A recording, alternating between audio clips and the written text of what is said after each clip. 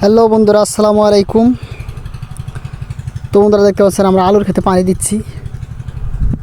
তো সেই ফাঁকে আপনাদের দেখাবো আলু কেমন ধরেছে, আলুর ফলন কেমন আপনাদের দেখাবো। এই এখানে দেখতে পারবেন, বিসমিল্লাহ।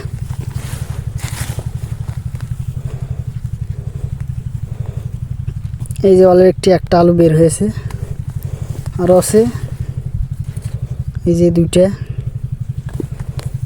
আরও আছে এই যে, মানে কেবল বয়স 50 দিন হয়েছে। 50 দিন আরও থাকবে, 20 দিন।